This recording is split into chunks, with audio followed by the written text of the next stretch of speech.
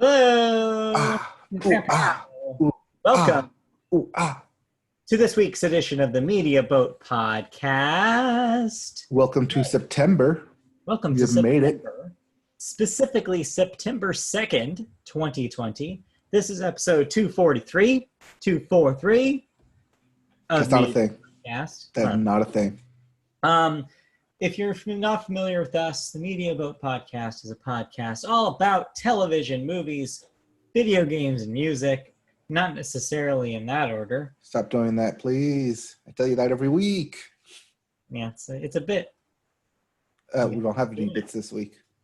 My name is Matt. His name is Mike. I'm Mike. He's Matt. I literally almost said my name is Matt there for a second. You did that last week. I did last week? Yeah. I might have. I thought when I said that for our reverse show, that was like whoever you are. I am your co-host on this wondrous journey that is the Media Boat Podcast. Yes, it's wondrous journey. We always start this wondrous journey of the Media Boat Podcast talking about movies. And we have box office this week. We'll see. Technically box office because New Mutants premiered and it garnered $7 million. So that counts as box office. $7 million. Yeah, that's it. For a film that was supposed to come out in 2017, 2018. Yeah. So not amazing numbers, but it goes to show you some people, the bravest of us or the dumbest of us, I don't know. Those might be the same thing. Are willing to go out to movie theaters. So the ultimate test, of course, will be next week. Because that goes right into our first news story. It sure does, because we might as well be the Tenet podcast at this point with the amount of talk we have given this movie. Oh, if everything went smoothly, the talks would have came and went. But, you know. But no. What is 2020 without instead, controversy? So instead, here's like week 20 of Tenet updates. This week, it's impending. It's about to happen. It's finally here. Days away. Last minute reopenings of New Jersey, Maryland, and some parts of California, their theaters specifically, are providing the commercial potential for Tenet. It might actually make some money. It opened to a strong $53.6 million overseas in 40 markets, as well as Canada this past weekend, and is projected to add another $50 million from offshore territories launching alongside the U.S. this weekend. So, early estimates place Tenet on a 3-day weekend gross of $20 million. That's pretty far from Nolan's previous works, as you might imagine. About $100 million less? Yeah. So, for reference, 2012's The Dark Knight Returns made $160.9 million. Dark Knight Rises? I was probably one of them. And 2010's Inception made 62.7 because it's not Batman, but it's still Christopher Nolan. This is all in part, so this new estimate is in part to AMC announcing that it will have 70% of its circuit of theaters open this weekend. This includes San Diego, California, following our state governor Gavin Newsom's reopening provisions that he announced last Friday. In total, 140 additional AMC theaters will reopen this weekend. So AMC getting behind this thing really big, hoping that people will come out. And Warner Brothers also hoping people will come out as they've had preview screenings this entire week leading up to the weekend. So the overall total for Tenet upcoming weekend could be a 7-day total. So let's do this. We haven't been able to do this in a long time. So we have a starting point of 20 million. Yeah, over under 20. What are you taking? No, I want to say over, but maybe. I don't know. People actually want to go to the theater. Yeah. Because unlike most people who probably see it as a no, don't go, this past week I have been vigorously searching if Tenet is playing in either a theater locally or a drive-in theater. Well, we mentioned the thing about drive-in theaters last week, where they're being very picky about which ones that they show the film in. Exactly. So, and what I've seen is the closest theater to us is in La Jolla. That will show Tenet. Yeah, it's a little far. Yeah, but that is San Diego County for us. Yeah. So, yeah. So are you taking the over then, for sure? I want to say over because I think people want to get out, even though theaters aren't necessarily the safest spot. I think the way, not necessarily just AMC is handling it, but the way, if you're allowed to open, then you have a plan set. Mm-hmm. And AMC does have a plan in motion, including having purified air, having places for hand sanitizers, having stuff for cleaning in place, as we have covered on this podcast. That because they have a plan in place, people may feel safer to return back to the theater. And seeing as this is the big movie, and also the first movie that you would want to go see back in the theater, I think it would drive numbers up. Okay. Well, I don't have a problem taking the under here. So. Oh, I would love to see an under. However, well, being one to win the game. Here's my thought process. Here. So all of that you said is true. They are taking certain precautions, but one thing that they have to do that they don't have a way around is distancing people in the theaters, right? They do allow spaces in between seats. Yeah. But then again, the seats are pretty compact depending on which theater you're in. But that's what I'm saying, though. There's no way around having provisions like that. Well, that's why they do the select your own seat. Yes. Hold on. So that's one of the reasons why I think we're looking at under here. Because 20 is a decent week for a movie with full theaters and not a pandemic. Mm-hmm. I think they're being generous with $20 million here.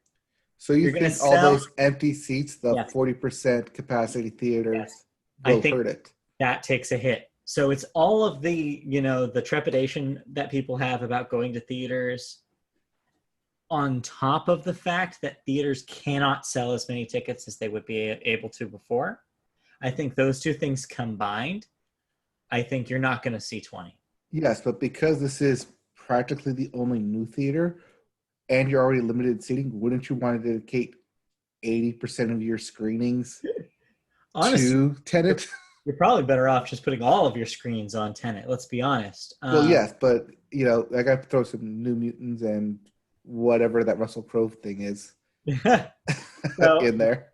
Like, I could be wrong, I hope I'm not, but, we're really at the point where we have no idea what's going to happen. Yes. This year has been so unpredictable. Who knows? Truly, we could have people actually come out, but I still think that there's enough reasons out there for people not to want to do this to themselves. Well, I don't think people should do this to themselves. I mean, there's a difference between going out to a park with other people than going to a theater in an enclosed space where people are eating popcorn, taking their masks off, drinking soda. Yeah. One cough. Big difference. Yep. What's safe, however, is watching movies at home. Yes, but don't pirate it, though. Because this has been released online already because it was already international. It's already out there. Thank you for helping me with the segue, but I was already on my way there. Segue? Yes. You ruined it. Don't worry. The segue was ruined a long time ago. Because our second story has to do with exactly that. Some people who led a pirating operation. Yar. So here's the deal.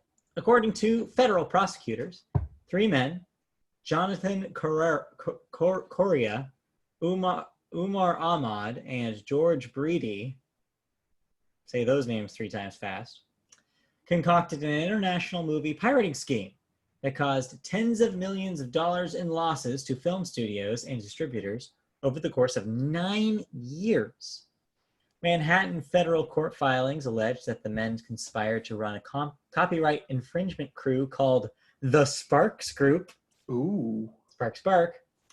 Posting nearly every movie released by major production studios online. Prosecutors say that the men created a front organization in order to dupe film distributors in Manhattan, Brooklyn, New Jersey, and Canada into mailing them screeners for their films. The trio then, of course, cracked the copyright protections built into the screeners and posted the movies and shows online. Court proceedings are expected to provide additional details regarding the computer forensics and other investigative measures involved. So if you watched a pirated movie within the last 9 years that had property of whatever pictures on it, that was probably a screener cracked by these bros. Mm-hmm. Fun fact. Yeah. This is always something that was always in the back of my head whenever screeners went out to people. Yeah. Like, oh, anyone can have them, because we have friends who get screeners like, hey, I got this screener. Want to come over for a movie watch? Right. But this is simply completely different from watching it in your own home. This is providing it to millions and millions of people. Yes. So the studios, of course, are angry about this, as you might imagine. So this will go to the courts. Obviously, they're going to get slapped with something. Now, I don't think they made any money off this, so no. How much could they get?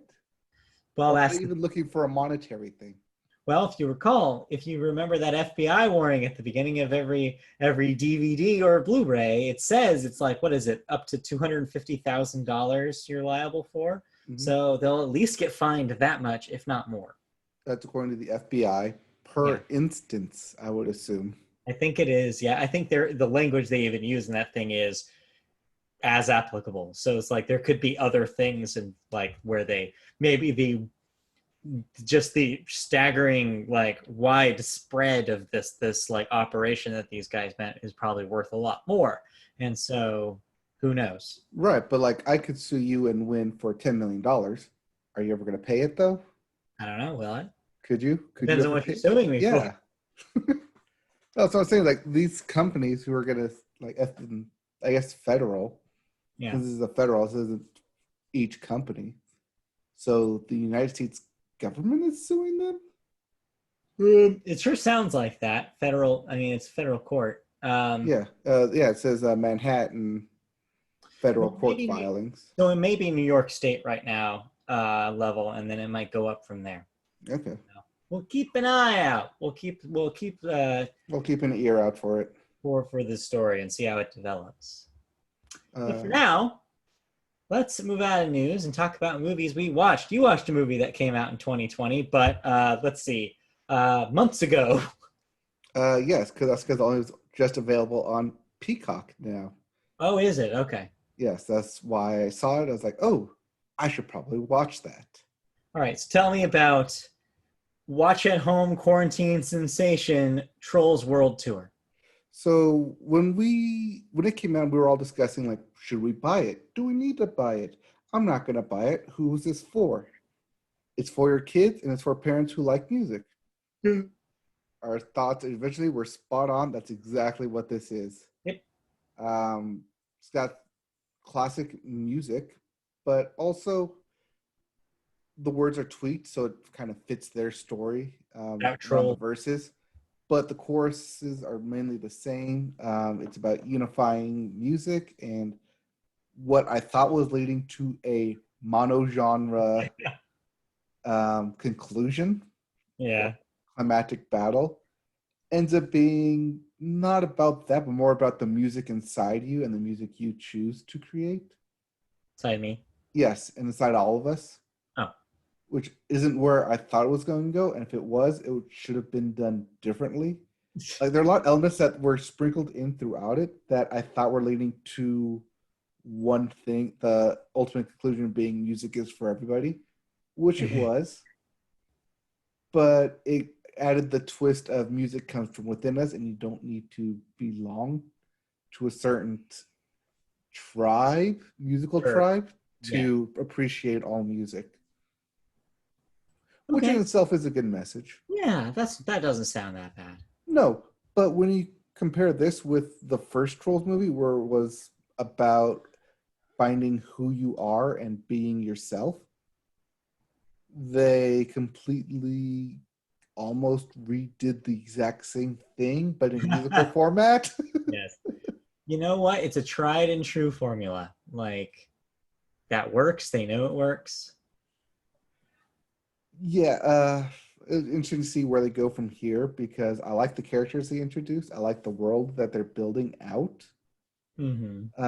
So the next, I'd guess, global adventure for this franchise takes you Well, you can see it right now because it's a series on Netflix. maybe. I bet. Is it? I think there is some sort of Trolls series on Netflix, but I think it predates the second movie. So I don't know.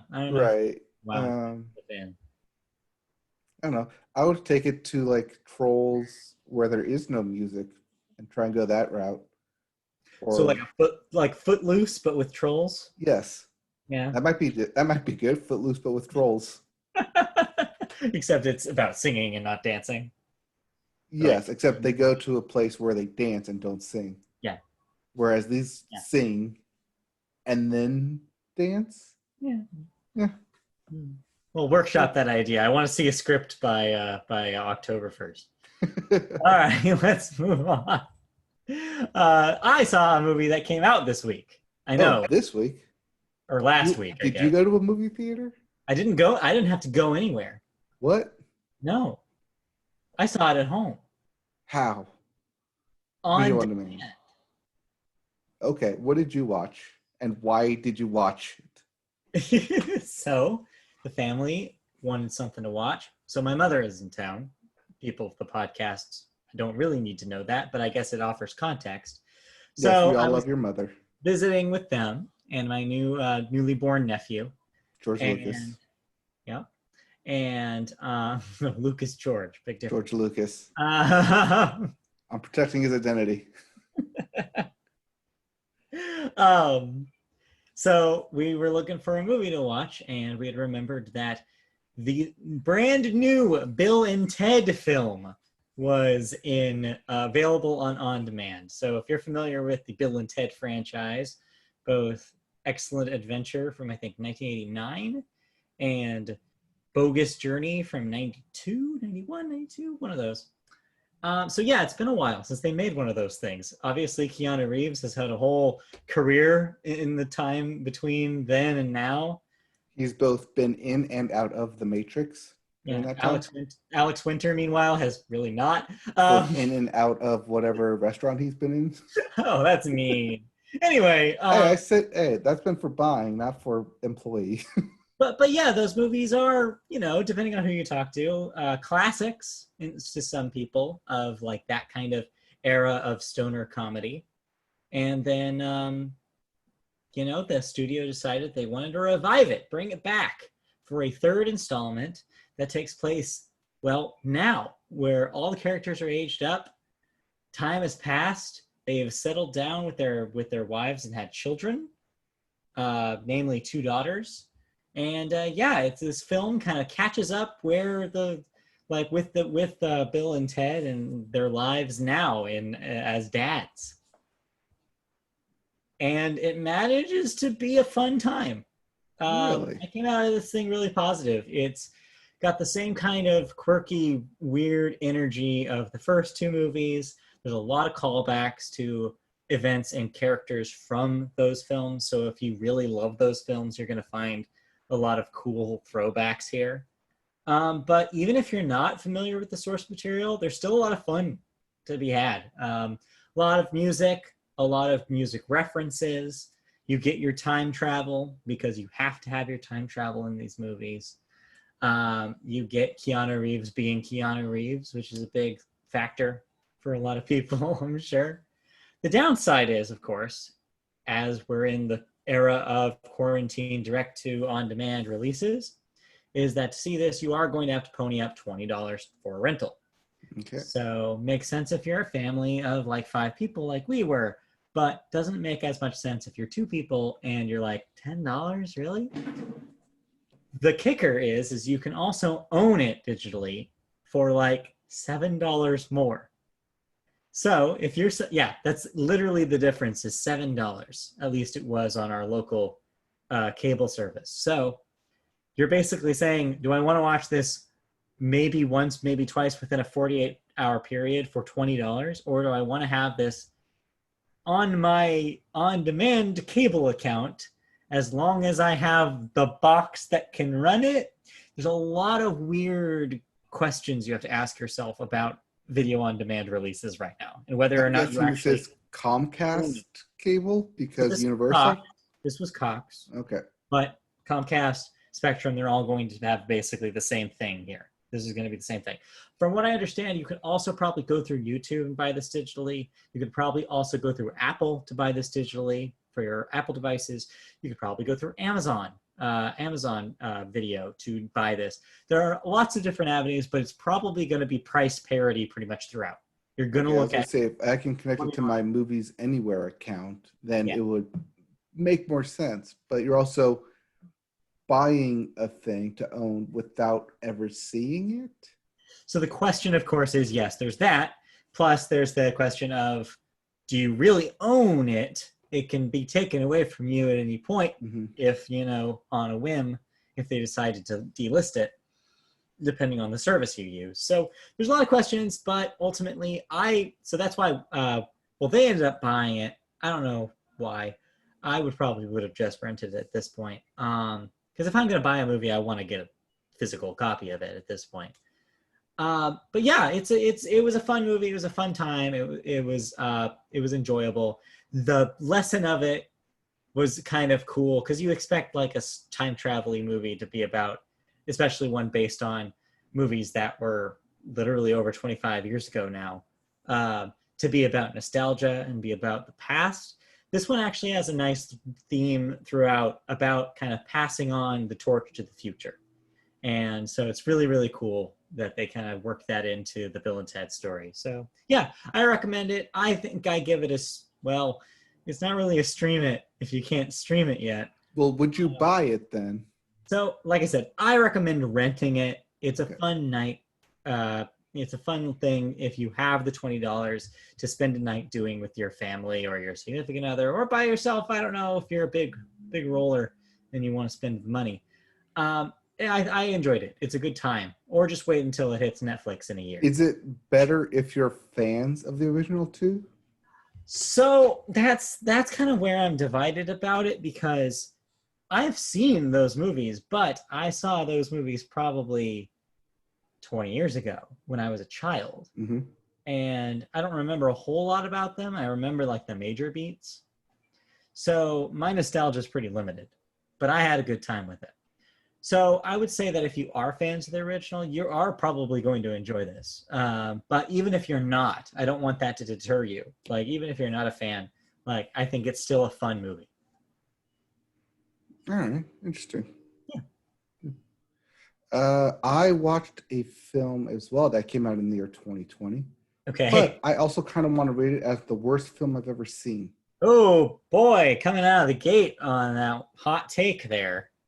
This is Ben Affleck, The Way Back. Okay. All right. Where he is a disgraced former basketball player, former high school standout, who returns back to his alma mater to coach their basketball team. And you think, okay, here's our protagonist. Here's our hero of the story. Here's our Coach Carter. Nope. Nope. Right from the start, it shows that he is a out-of-work alcoholic.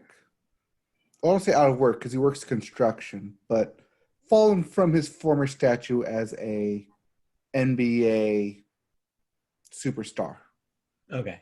Now out of the league for some time, drinks alcohol, does construction, and then gets roped into coaching his alma mater's basketball team because their coach had a heart attack. And he's like, hey, the principal's like, you're not doing anything. We could use you.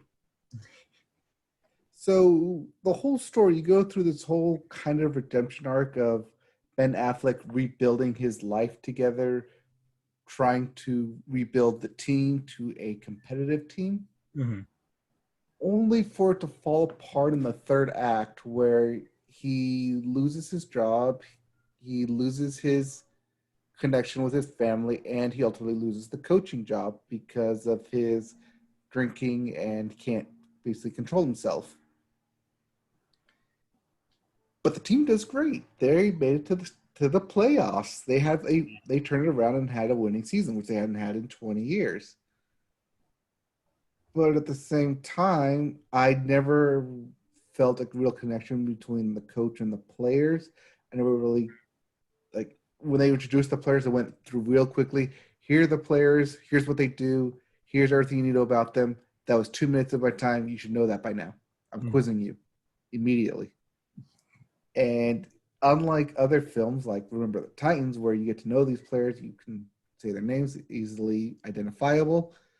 Not so much in this case. Mm-hmm. Like there are a lot of other good sports movies that kind of do what this does, but I think because this is based off a true story, it definitely hinders it because it tries to pigeonhole it to, but this is what happened. Yeah. But it doesn't make a good story, or you're not really telling it that good. Are you saying they could have taken, if they took maybe a little bit of creative liberty, it would have improved the actual drama? I think they didn't try and create actual liberties too, because they try and give a vague backstory of like he had a wife and he had a child. The child died and then he divorced. But we don't show that. We just tell you that happened. So by the time we get to the climax, the turning point, where his nephew, who he has a connection with, that we try and make and establish, then when he dies, you're supposed to feel something because now, oh no, you're sad for him because he's losing more people. But because he's the nephew and not the son, it's less of an important connection that you feel. Yeah. So I think if they took liberties and said, oh, he loses his son as well, like you move the son's death up, like yeah, it never happened continuously, but for narrative purposes, it makes a stronger connection of why he falls. Then yeah, you have a probably better story because then you would bring the son in to watch him coach, a la Remember the Titans, and then when you have the kid die, like you just say the kid and the cousin die from said accident or whatever, it makes it more powerful because now it's affecting him even more personally than just, oh, I lost my son, but that was off screen before this, and now I'm losing someone else. That line is tricky to walk when you're doing a based on a true story thing, right? Whereas like, how much do we fudge to make it seem a little bit more dramatic or believable that this all happened, while also adhering to the true story? I think that line depends on how much are you going to get fact checked. Yeah, or how much people actually care, or how litigious the family is. Yeah, or like what the estate wants you to do with it. So the theory that you have is that maybe they were a little too picky about what they wanted this story, like the people who actually held, yes, for lack of a better term, the rights to the story probably were like, yeah, maybe don't fudge too much this. Let's keep it straight and narrow. Let's tell the story. Yeah, but sometimes straight and narrow and you miss your target. Yeah, turns out. So it just failed to like connect with you with any of the even players. Being a sports movie, like even when it shows him coaching, it was, hey, we're gonna do this drill and run this offense. Now all of a sudden we're winning. Yeah. We were scoring, like we showed you 2 games where we sucked, where we barely scored 30 points. Now we're gonna change this offense, and now we're scoring 50 points a game, 60 points a game and winning. We're on a win streak. And it doesn't really show that growth that you would like to see from a montage of players training as much in order to make it stick, especially when you're focused so much on the coach and not necessarily the players. Yeah. And yeah, like sports movies, when they really, really connect you, they really work well. And this is just an example of when that doesn't, there's a disconnect there. Yep. Yeah. Okay, well, any other movies that we need to do clean up on before we move on to television here? Nope, because we got a lot to talk in television. Yeah, let's get to it. First, we always start television with sports. And sports, even though last week we reported that they were going to go on hiatus for a little bit, Well, it turns out the hiatus lasted all of about 24 hours because games pretty much across all leagues resumed by Saturday night. Which is kind of what we said. Like, yeah, everyone's going to probably take a standstill since it's happened Wednesday night, Thursday day. Everything was going to basically be canceled, have a remembrance. And then by Friday, Saturday, it'll be back to business as normal. And what I had read specifically about the NBA is that even though the star players were the ones like putting their foots down, especially our LA teams here, the Clippers and the Lakers, were trying to continue the protest, and then they just got outvoted. It sounded like the other players wanted to play. I read that as a different way. I read it where the Lakers and Clippers were basically, if we vote to cancel the playoffs, who else would go with us? Basically, it was like LeBron saying it, I assume. And then it was like, okay, Kawhi being also from LA and being for the president, like, okay, we as the Clippers would probably follow you. Would anyone else follow us? And no hands went up. Okay. It was a straw vote on a strong poll just to see would this happen. Okay. That makes sense. That actually squares with what I had seen. Right, because you had saw that the Lakers and Clippers would vote to cancel, which is not necessarily what it was. Right, but the thought was there. Yes. But yeah. Anyways, what matters though is that play resumed. It has continued, and largely the leagues have moved on from the protest, but. I mean, they're still doing Black Lives Matter on the court. They're still doing post-game interviews about it. But as for actual play has resumed. In fact, I don't know if you have this here, but the NFL announced that they're also going to have statements in the end zones on the fields related to. I saw that. Somewhere. Yeah, I saw something today about that they're going to have the end zones will be painted certain ways with phrases.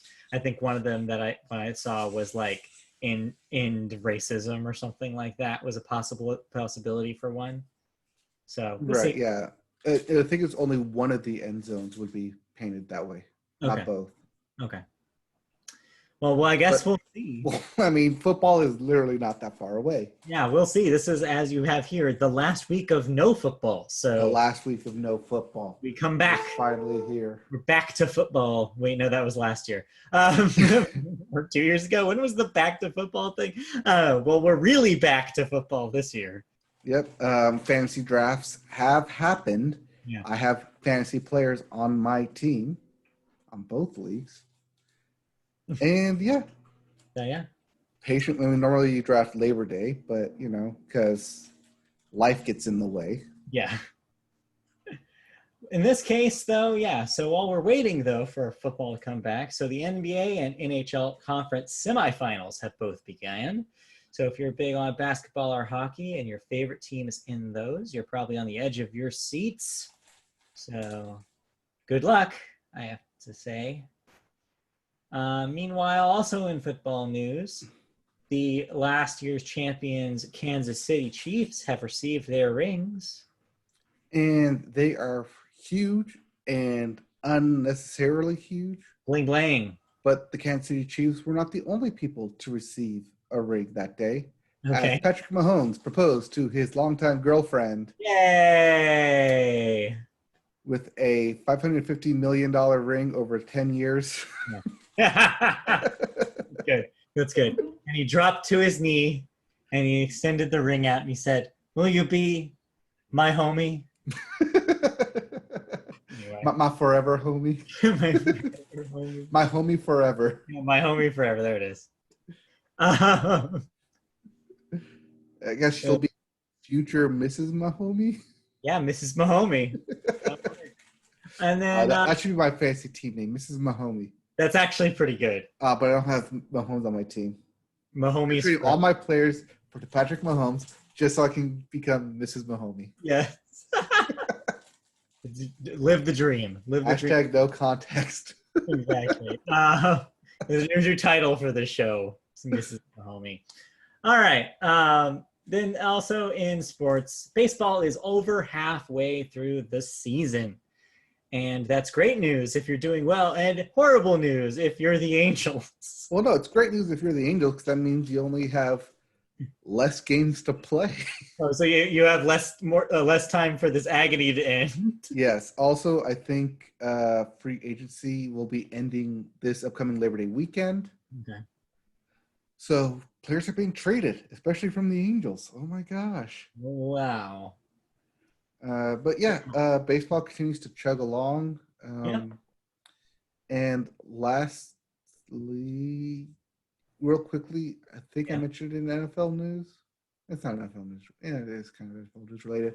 COVID testing of the 13,000 players and staff they've tested this past week. Only 2 players tested positive, and 4 staff and trainers tested positive in the entire league. Yeah, that's not bad.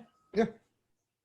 So still positive tests, but because they're doing every other day testing now, right, they're able to catch it, they're able to distance, and they're able to monitor. Yeah, exactly. You put those guys away, and then everybody else should be okay. Yep. All right. Anything else in sports before we move on to television news? Nope, because WWE does not count in sports. No, but sports golf does, and Golf FedEx Cup playoffs continue. All right. And NASCAR playoffs continue. Those are still sports, technically. Those are sports. That's true. But what isn't sports are superheroes. And our first story is all about the CW world of superheroes. The Arrowverse. Yeah, you would think that, wouldn't you? But the CW now has a new name for their universe of superheroes. We'll get there in a moment. On Tuesday, the broadcast network dropped a promo for its new and returning superhero series, which, of course, labeled the universe they all exist in. As you mentioned, long named the Arrowverse by fans, now confirmed to be the CW-verse. That does not roll off the tongue. Yeah, but it's accurate. They are all on the CW. Technically, yes. So the promo shows clips from all the network's currently airing superhero series that have launched since the premiere of Arrow way back in 2012. That includes The Flash, Supergirl, DC's Stargirl, Batman, Black Lightning, and DC's Legends of Tomorrow, as well as the upcoming Superman and Lois, not to be confused with the 90s show Lois and Clark, which is different. Also, that is Batwoman, not Batman. It's true. Very different. None of these series made the CW's fall lineup, though, due to COVID-related production shutdowns and delays, but they are all expected to debut at mid-season thanks to a newly ramped up production schedule. So, yep. Also because it's Berlanti and taking place in Vancouver. Yeah. So here's 2 things. Here's 2 thoughts that I have about the name change. I think this is smart for 2 reasons. One, I think it's smart because Arrow has now been canceled. Is that correct? That is correct. That's why they need to move away. Well, two, I think it's smart to say this is where the TV superheroes live. So that way that kind of quells fan arguments about whether or not they coexist with the DCU film universe. So that way, especially when they do their separate crossover Infinite or Crisis on Infinite Earths crossover events stuff. Right. So fans don't expect, are we going to see Robert Pattinson Batman in this? No, you're not going to see Robert Pattinson Batman in this. He's separate. He's different Batman altogether. You're not even going to see Fox Gotham Batman on this. No, that's a different. That's different. Not the CW verse. Yes. You also will not see Brandon Routh, Superman from Smallville. Oh, no. That's not. No, Brandon Routh is Superman from Superman Returns. Yes. Willis McGee? Who was the Superman from Smallville? I don't remember who the Superman from Smallville that is. Guy is also, although technically a part of it, technically also not. Yeah, because, Smallville, was that one of the ones that bridged the WBCW gap? I think it did. Yes. However, when CW put in for Arrow from Berlanti Productions, they didn't want any connection to Smallville.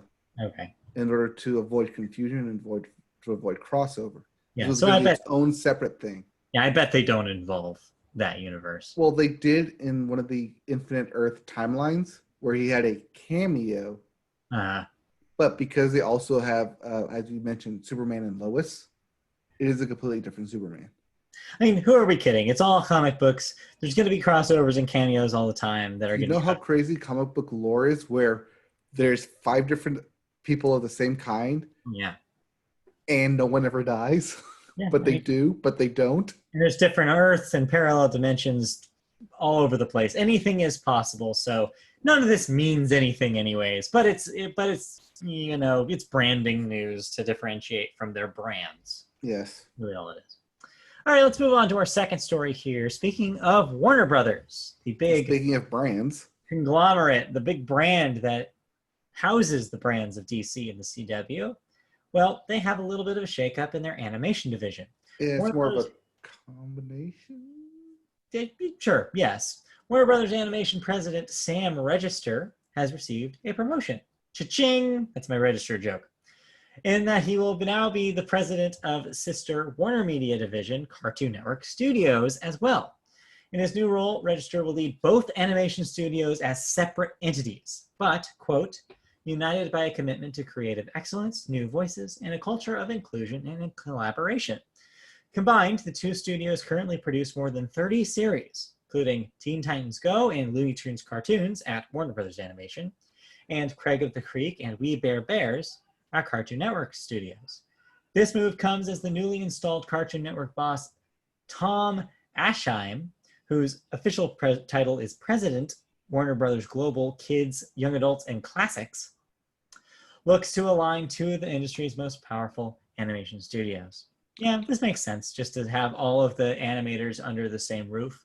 So, did you say Sam Register or John Lasseter? Because this is the exact same move Disney did. I mean, yeah, it's pretty similar, but not really, though, because there was a purchase involved here.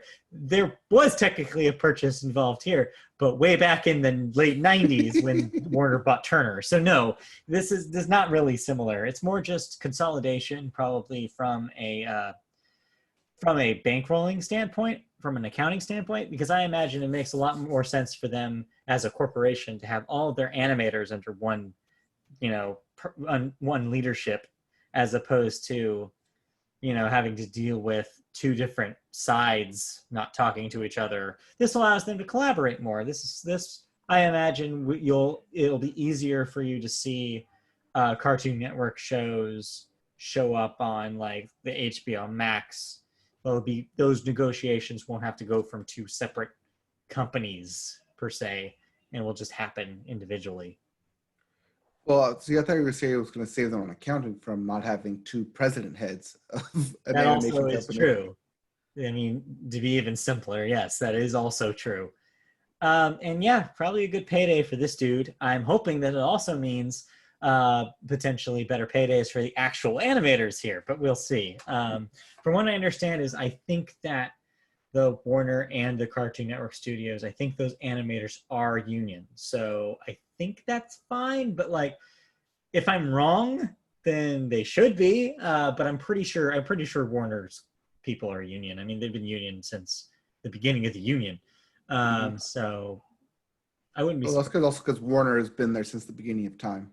Yeah, their animation though has had ups and downs and shutters and openings. So the people what we call Warner Brothers Animation is very much not the Warner's animation that was there in the Looney Tunes days, but still, it's not even the one that was there making Quest for Camelot in '98.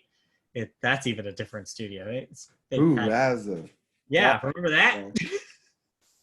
that's Well, back. Anyway, I thought we'd no longer talk about that kind of stuff. Like 12 Central Park. No, Quest for Camelot will forever be remembered thanks to that song, The Prayer, because it's now become a standard. Not that many people know that song is from Quest for Camelot, but it is. If you're drawing a blank after this podcast, Google The Prayer, Josh Groban, and you'll recognize it immediately. Probably. Yeah. Anyway. But that's for another podcast. Where Hey, we that's talk for music, which is about not questions. yet. Yeah, we can't play it. I don't want to be taken down on YouTube. Yes, demonetized. Yeah, let's not do that. Anyway, so yeah, this makes sense. This is a smart move potentially. Yeah, just makes everything simpler. They've been cranking out some good content. That's good. Yeah. All right, television. We watched some. Thoughts? Yes. Thoughts about some Let's TV. start with the new thing before we get to season 3s of the other things. Yeah, right. So yeah, we have seasons up the wazoo. But first, you watch the new hotness, which of course First, I lived up to my drop at the end of last episode. And yes, I did watch the 3 episodes now of Lovecraft Country. Lovecraft Country. Tell me about Lovecraft Country.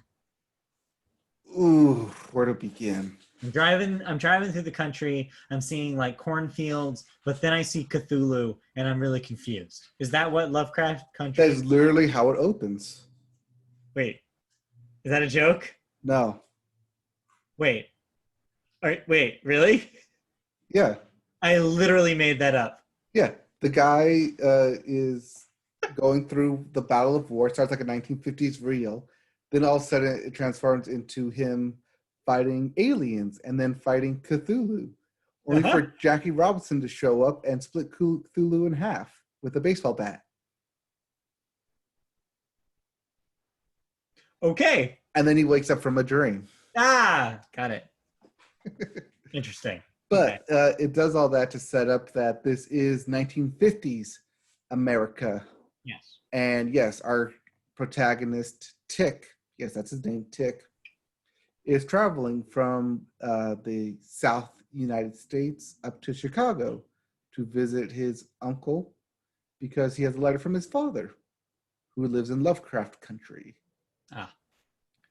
And so it follows the adventures of, I want to dub, the people with the most terrible luck that ever existed. Really? I thought that was your the main characters in Last of Us Part 2. No, see, that was dumb decisions, not dumb luck. See? Because every episode starts off as relatively simple. Here's these group of African Americans living in 1950s America who deal with 1950s problems being African American in America. Yeah. Makes sense. But then halfway through each episode, they bring in the monster of the week. A literal monster of the week. Yes. Because first monster deals with Dracula and vampires. Second monster deals with a cult and sort of Get Out vibes. And then the third monster of the third episode deals with ghosts of unsettled killings. So correct me if I'm wrong here, but you're wrong, but go ahead. That description really makes me think of the X-Files. Yes. You're not wrong. Some of those vibes going on here. It is, but they don't try to solve. Yeah, there's no crimes here. They're trying to survive said problems. Okay. And that is kind of where it loses me, and also where I thought this was going to go to where I don't like it because, as you know, as we talked about this podcast for listeners, I don't like horror films. Right. So this is it's not that I don't like them because they're scary and horrifying and I can't watch them. I don't like them because they always seem very cheesy and production value. And it's like, am I really unbelievable in this? Yeah. You have to be signed up for the bill of goods that you're getting. You have to go in understanding that you're going to get a certain level of quality to these things. Right. And for people who love horror films, this is right up their alley. I know we both know certain people who love horror films that this is right up their alley. Go ahead and watch the shit out of this. Yeah. But for me, being non-horror specific and most likely living in a household that doesn't like horror films anyways. Yeah, Not gonna watch this. no. I gave it my 3-episode shot. I know who this audience is for. I know it's not for me. Yeah. And I have no reason to tune back in. They do try and thread through an overarching theme of dealing with that cult that I mentioned in episode 2. Yeah. But I don't know if I really want to stay around and find out what it's about. Yeah, it's not keeping you attached to it. Now, aside from that general story and genre and theme that they're going for, I like its production value. Okay. I like its script writing. Yeah. I like its storytelling. I like everything about this except what the damn genre they put it in. You like the HBO-ness of it, but I like the HBO. Yes, I guess that's a good way of putting it. yeah, I like the production value and the below the credits line about this. But yeah, it's just not a thing that's made for you. But yeah, it seems like people who enjoy this kind of thing are enjoying it. So yeah, it's out there, I guess. And, for y'all. and as we say, sometimes it's not for me. Yeah, sometimes it's not. And for that's perfectly fine. you. Sometimes it's just for you, but this sometimes it is literally just for me. Sometimes it's not for you. I mean, much like the next show we're going to talk about, which is literally just for me. So yes, you have done it. Last couple of weeks you talked about watching Infinity Train season 3, sorry. Yes. Book 3, I guess we should call it, on Cartoon Network. You have now finished it. It is done. Yes. And I hate the way they left it. There are so many more questions that I want asked and answered. I saw the reaction on Twitter after the final episodes went up for this thing, where everybody was like, wait, huh? Wait, what? Wait, that's it? So the reason you get that action is because at the end of season 1, she learns her lesson and she goes home. Yes. At the end of season 2, he learns his lesson and he gets to go home. Yes. At the end of season 3, she learned her lesson, but she does not get to go home. Yeah, there's some... She's Without still spoiling. on the train. Spoilers. Yeah. Which I think lends to future episodes where, I mean, it's a good twist where, okay, I thought she was going to get off the train. No, apparently there's still more lessons to be learned. And I'd like to see more of this. I know this creator, Owen Dennis, wants to see more of this. As in a recent interview, he said that he has a total of 8 seasons that he would like to write for. We are currently through 3.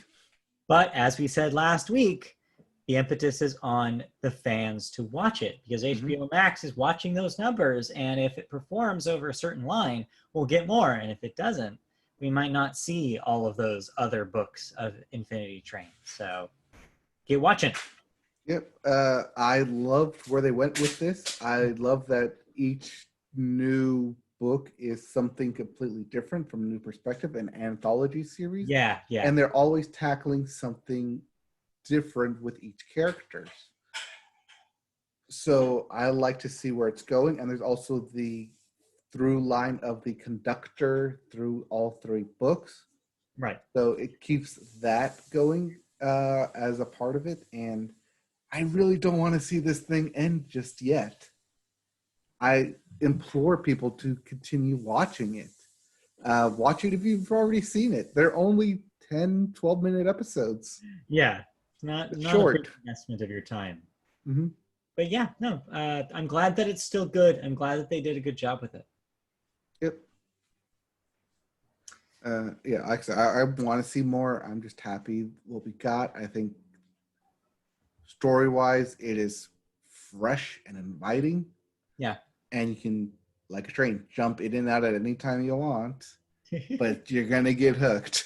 Yeah. Always come back.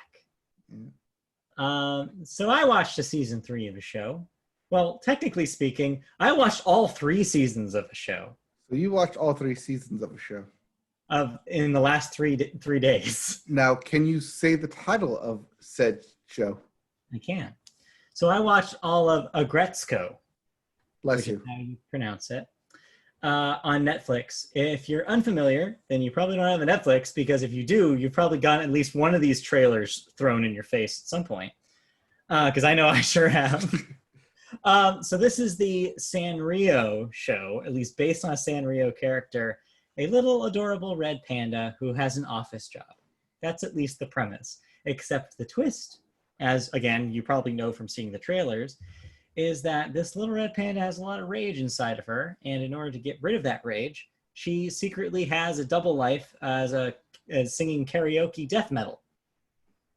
And that's where I have seen this trailer. you've seen this trailer. So yeah, that's the bit. That's the thing that the series does. And so it's kind of, the series starts with that being the baseline, but it gets more elaborate over time. And so the third season is brand new, came out last week. I saw that the third season was out, and I was like, you know what? I'm probably at a point in my life where I could probably watch all of this.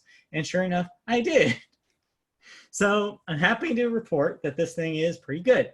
It's funny. It is a comedy at heart, but it is in a BoJack Horseman style way, also concealing a dark streak that gets darker as the series goes on. And whether that's your thing or not, I can't vouch for it. It's not quite as depressing as BoJack got, but a lot of the issues that the characters in this show do face are pretty serious, which is interesting for a show that is so overly cutesy in its design. Like, you look at this thing and it's very clear. It's like, oh, this is Sanrio. And that's the thing. That's the trick it's doing, both narratively and visually, is we're going to lure you in with like, oh, look how cute this is. Look how normal this is. And then, yes, there is this streak of real dark shit happening throughout this thing. None darker than where the third season ends up. I'm not going to spoil anything, but what I will say is that some really aggressive stuff, no pun intended, happens at the end of this season. At this season to our poor red panda, and it might be hard to watch for some people. So just a heads up out there. So a bit of a content warning. But other than that, though, when it is firing on all cylinders, it's really, really funny. It's got some really cute, like, musical moments in it. It's a really good satire of office work and being like an office drone in a job you don't like, which we've all been there, I'm sure. Mike, you're shaking your head. Well, most of us have been there. I try to make my office place fun. Yes. We can only strive to. So, and yeah, it's also kind of weird to watch a show about being in an office while everyone is very much not being in an office. Well, not everybody, but at least the hosts of this show. And so, yeah, it's interesting to kind of like have that world, be reminded of that world. It's like, oh yeah, I remember going into an office. I remember using a break room. Feels like so long ago now. Yeah. But yeah, it's cute, it's funny, it's endearing. Not all of the plots work, I guess is what I will say. It's not very consistent, but the characters are fun. The situations are realistic, and there's some real lessons that the characters learn in this thing. It is a Japanese show, so if you're not a fan of like exaggerated anime style like takes, then maybe this will dissuade you from watching it. But if you're into that kind of thing, and that doesn't put you off, there's a lot of fun to be had here. But yes, viewer beware though. There's the occasional like little bit of darkness there, especially at the end of this season. So just be prepared for that. But other than that, it's a fun time. And they're short. They're only 15-minute episodes, except for the finales, I would think, which are 22s. So yeah, it's a quick bite-sized thing, only 10 episodes per season. So that is short. I didn't realize it was that short. Yes, so it's something that you can easily digest in 3 days like I did. Okay. So yeah, I like it. And there's a Christmas special because it was a Netflix show. There has to be at least one. So I haven't watched the Christmas special yet. I have to go back and do that. But yeah, it's fun. All right, sounds good. Because they're bite-sized, I might check it out. Yeah, check out the first episode, because if the first episode does not click with you, the series will not work. Well, when it went from humdrum office to like heavy death metal, I was like, what? That's too far swinging the opposite way for me. But that's the thing. That is what this show does. Right. So yeah, if that works, then the rest of it will work for you. And how you say the title? Agretsuko. So when there's a S-U-K-O in a Japanese word, you do not pronounce the U. It's okay. Sko. Go. Perfect. Anyway, did you watch anything else? Nope. That's the only thing that was released in 2020 that I watched. All right. Yeah, TV has not come back yet for new seasons, and it may not. Don't know. I mean, it's September. This is the time where we usually start hearing about fall premieres. So we'll see. We'll see. But because it is September, because there are fall premieres, this upcoming Friday, new season of The Boys, because those ads have been rammed down my throat this past week. And I know you're excited. You enjoyed The Boys. Yes, I'll be watching that with the doctor, and we'll be watching The Boys this weekend. Boys are back in town. The boys are back in town. Oh, the boys are definitely back in town, and they are vicious as ever. All right, well. Anti-superhero show. Yes. With that done, let's move on into cancellations and renewals, shows that will not be premiering this fall, and maybe some that will. First up, HBO Max has brought back Selena and Chef for a second season. That's with Selena Gomez cooking stuff. I thought that. I saw that. I still haven't watched it. Yeah, that's what that is. Netflix has canceled Ashley Garcia Genius in Love after one season. Must not have been that much of a genius in love. They've also canceled The Big Show, which is that about the wrestler? See, I thought the same thing. Is it not? Maybe. Okay. That's what I would think. The Big Show. It sounds like it. Okay, you're going to have to help me out with this one because this is a mess of letters and numbers, and I'm not sure if I'm supposed to understand what this is referring to or not. You have... yes, that is actually The Big Show. The Big Show. The Big Wrestler as a comedy show. Okay, so I was right. Okay. Scripted, yes. But this next one on AMC that's being canceled after 2 seasons. Say it all together. Is this an acronym? Say it all together. Oh, I see it now. Okay. I was going to spell it out, but then you lose the pun. It's Nosferatu. Yes. As in Nosferatu. The vampire. Yes, as in the vampire Nosferatu. Yes, but because that's his license plate. Got it. That's what it is. Nosferatu.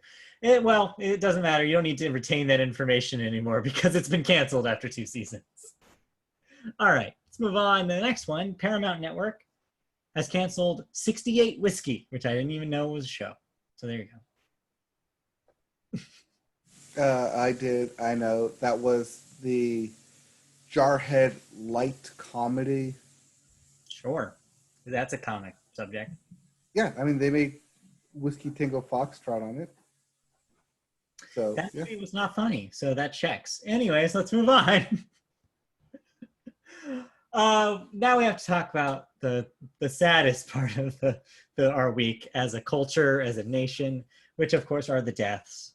We'll get there. But before we get to that one, we also have Lute Olson, age 85, a Hall of Fame NCAA basketball coach. Coached U of Arizona, University of Iowa, and Long Beach State. So college basketball lost. Boo, 49ers. Don't boo somebody who died. No. I'm booing Long Beach State. Wow. Anyway. Hey, you can do it too. They are rivals. I mean, yes, I mean technically, but now is not the time. Yeah, okay, I can do it. I married someone from there. Oh, sorry. Anyway, we also have Clifford Robinson, age 53, an NBA player, played on the Trailblazers and the Phoenix Suns. We have Norm Spencer, age 62, a voice actor, worked on cartoons such as the X-Men cartoon, Rescue Heroes, and Silver Surfer. That is the X-Men animated series. He was the voice of Cyclops. Makes sense. And then Joe Ruby, speaking of animation, famous animator, age 87, as well as a producer on Scooby-Doo, Dynamite, Dog Wonder, Alvin and the Chipmunks, name it. If it was made in the 70s and 80s, he probably worked on it. Joe Ruby, known throughout the animation sphere. But then last but definitely not least, like I said, sent shockwaves through culture this week.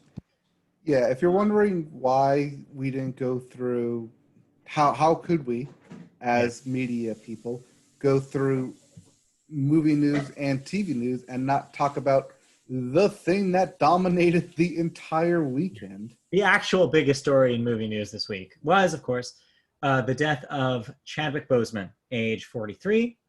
You, of course, know him from his multiple stellar roles, most recently and probably most notably at this point, Black Panther.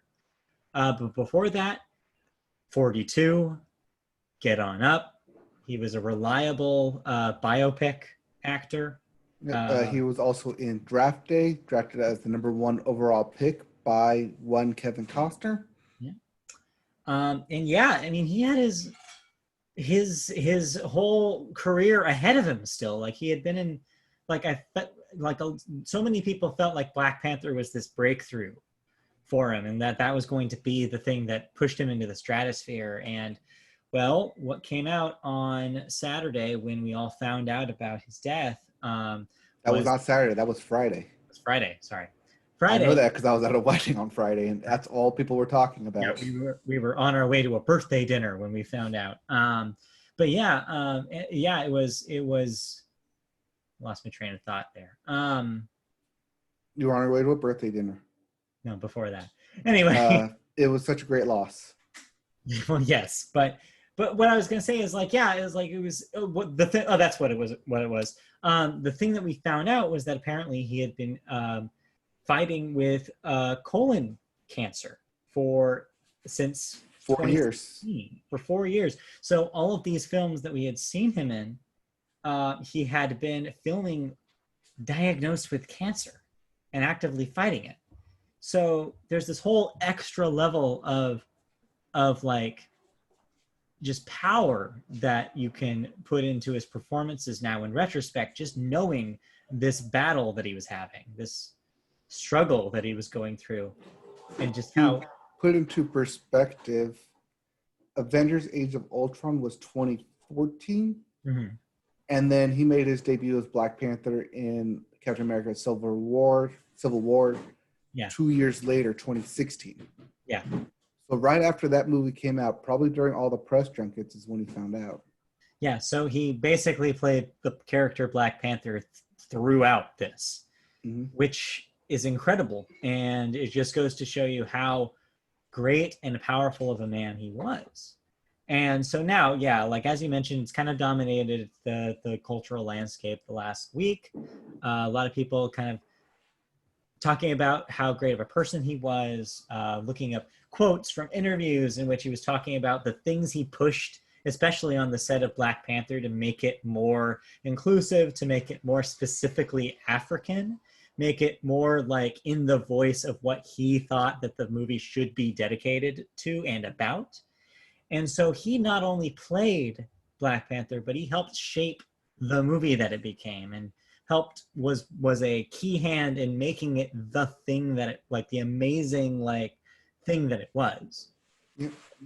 So 2 things real quick, because we've been doing this for 5 years. Yeah. And because Black Panther has come out in that time and made the announcement that he was being cast, we have archived footage. Yeah. Or audio recordings, rather. Yeah. Of us talking about this, about him being cast as Black Panther from his role from 42. Right. I went back and listened to it. Yeah. Oh, one throwback from when we were still doing podcasts together. Yes, right. It was a but time. Also how we had, or at least I had nothing but just glowing, because I'd seen him in 42. Yeah. In theaters from it, and it was just that was gonna be it. That was a perfect casting from it. Yeah. And then also because I'm such a movie nerd loving buff that I watch all the deleted scenes, behind the scenes. Yeah.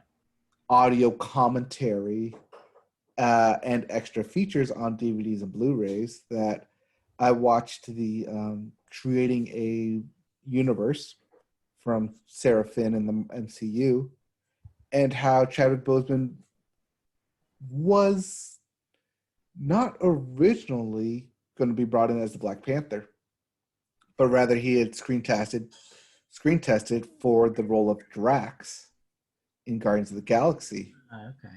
In I guess it would be before 2014, and so 2011 then when they were casting it, 2012. But how they spoke about Chadwick Boseman having such a presence, such a regal presence, that he came to what was supposed to be a very brute of a role with such elegance that they kept him in mind and eventually did cast him as Black Panther. Yeah.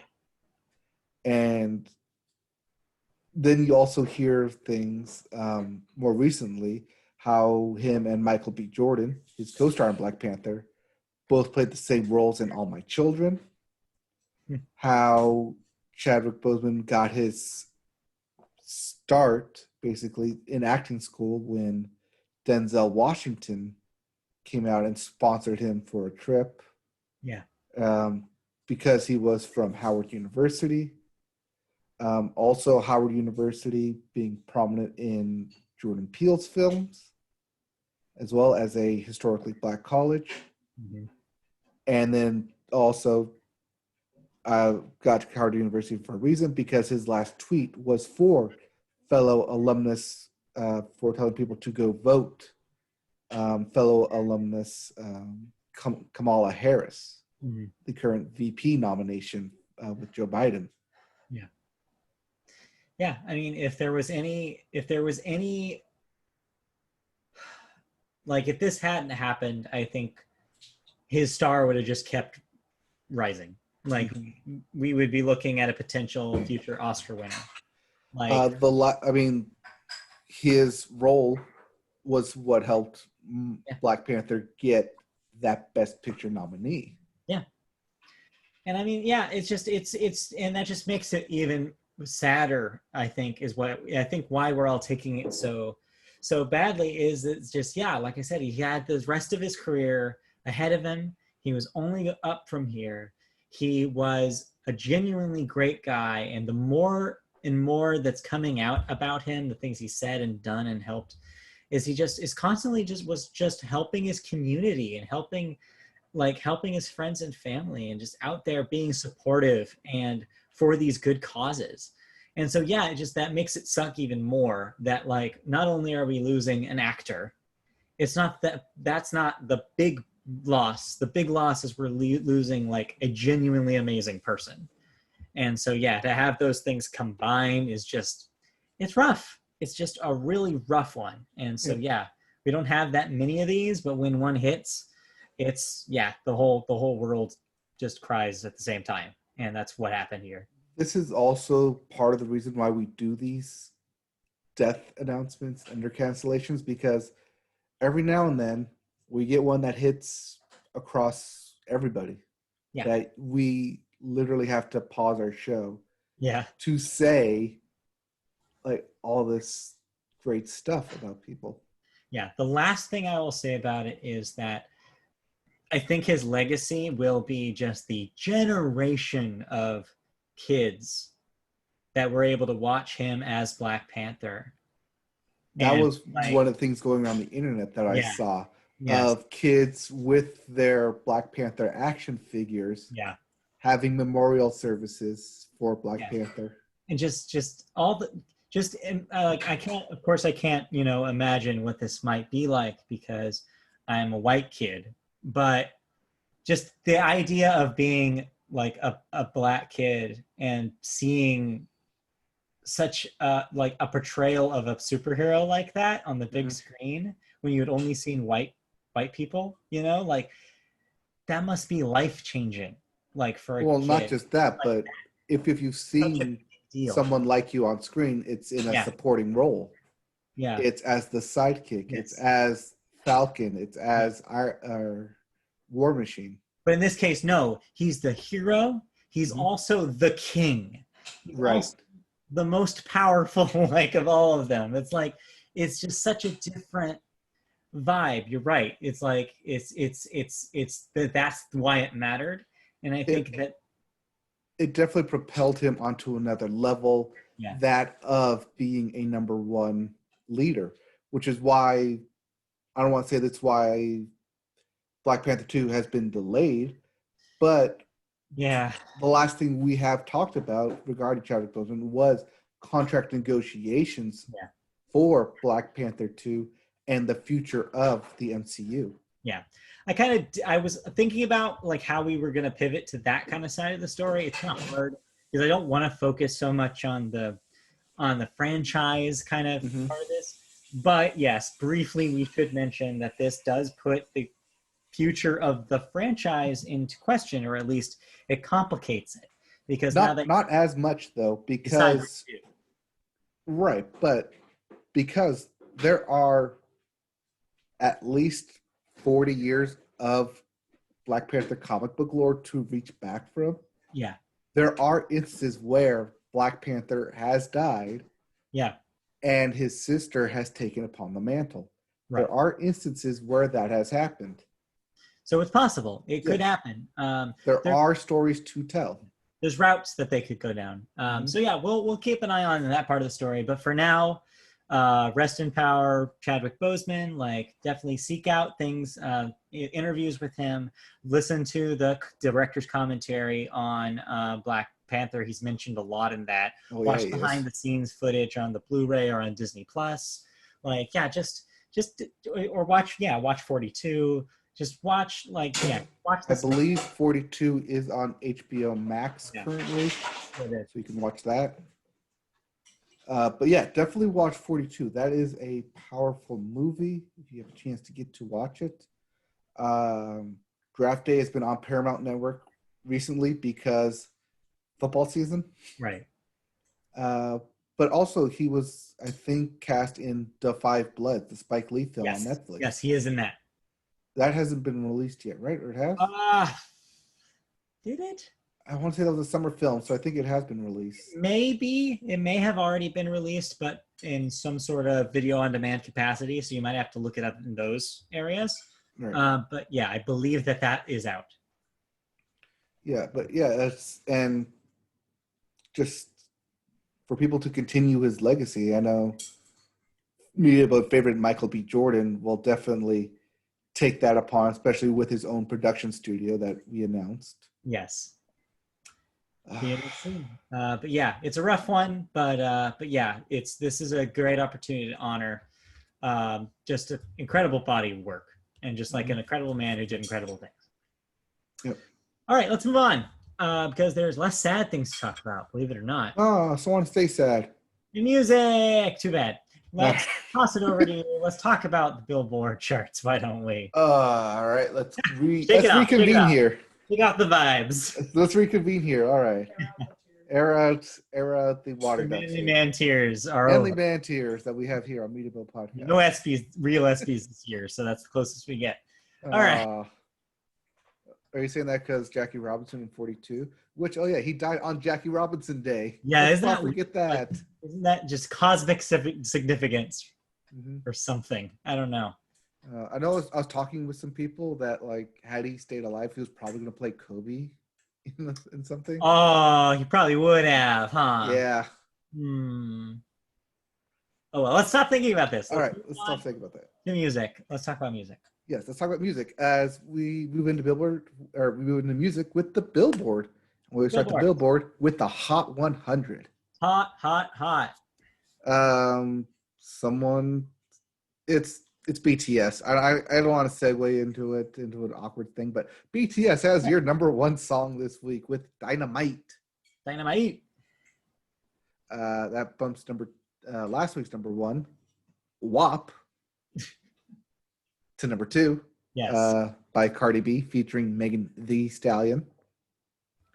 At number three, Laugh Now, Cry Later by Drake featuring Lil Durk. At number four, Rockstar by DaBaby featuring Roddy Ricch. And at number five, Blinding Lights by The Weeknd, who we'll talk about in a little bit here. Yes.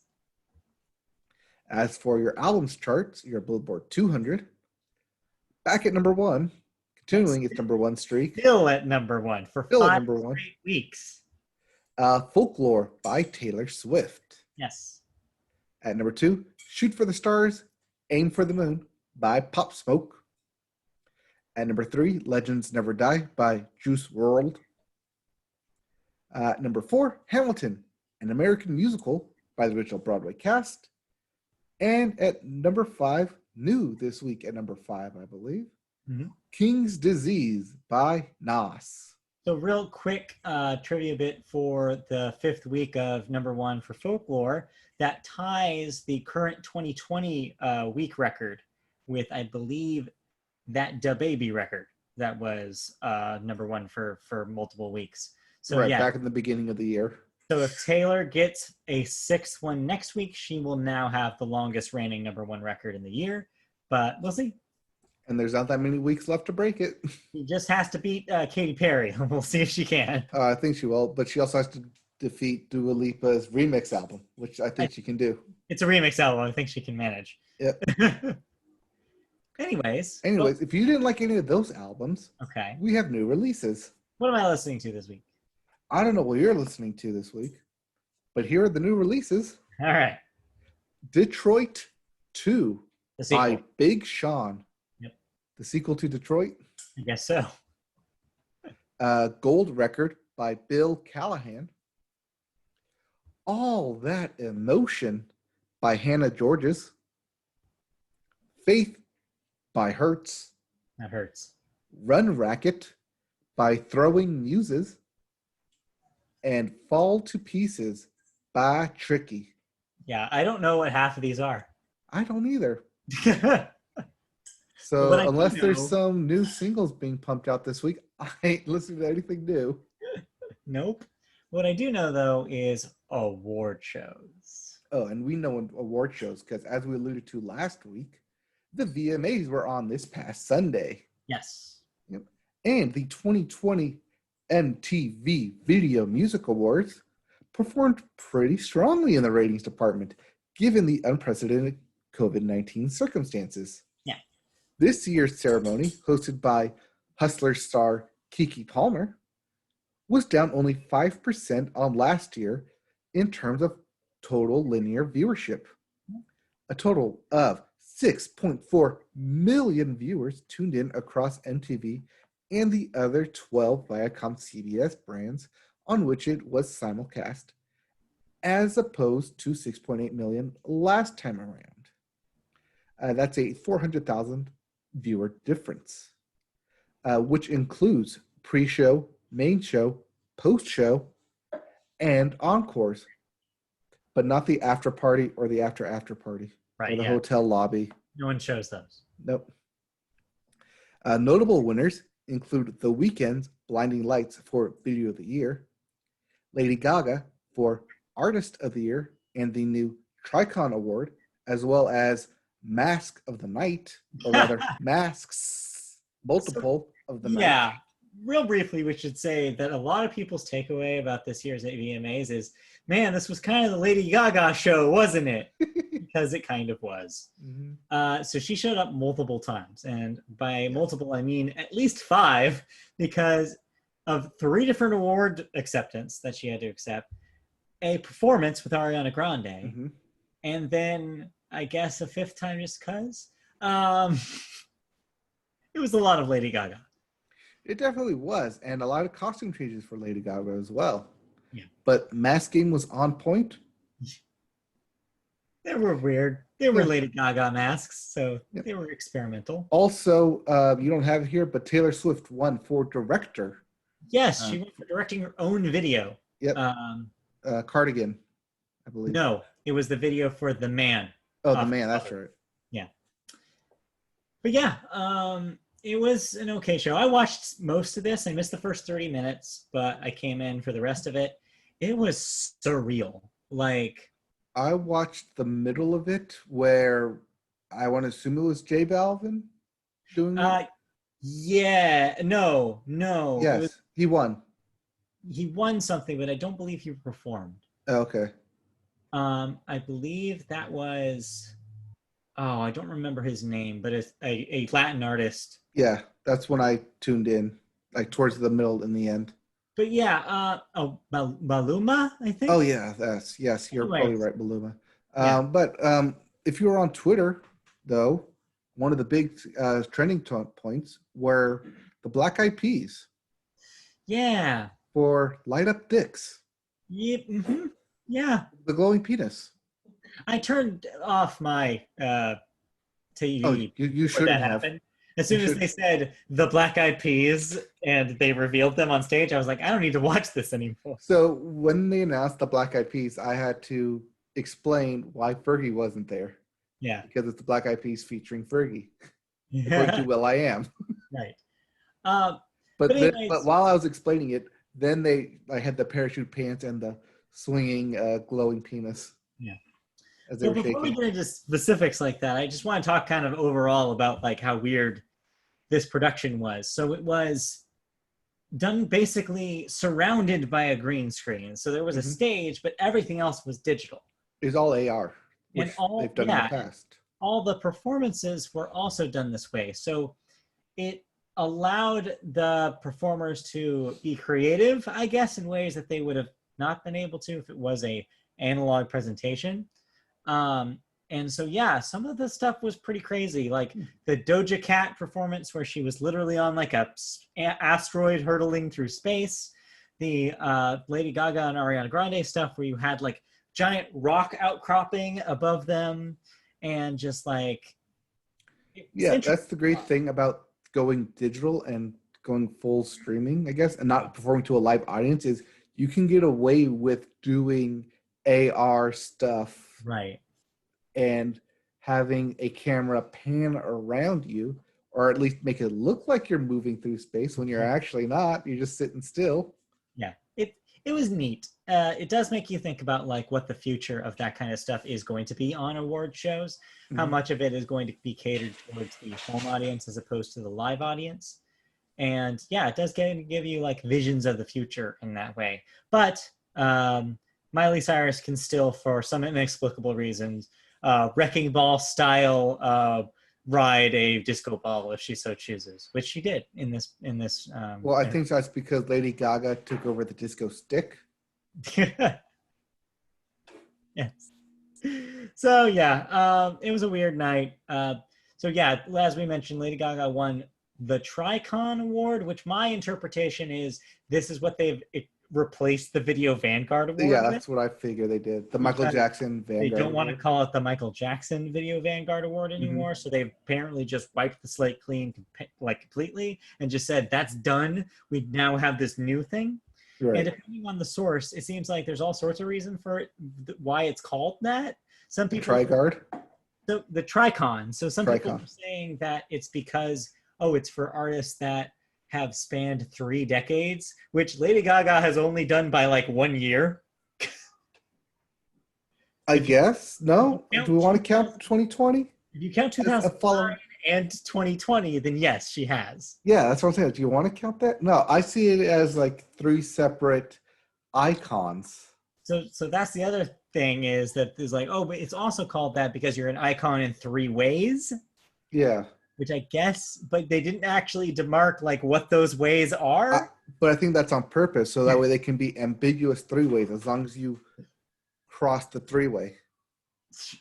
It's all okay when it's in a 3-way, so that works. Right, as Lady Gaga says in the song. True. Anyway, so yeah, I don't know. It's weird. It's a weird thing that they've done. But I guess congratulations to Lady Gaga for her award show. It was her night. It really, really was. All right, let's move on. All right, let's move on to other streaming services, Amazon Music. Yeah, this is weird.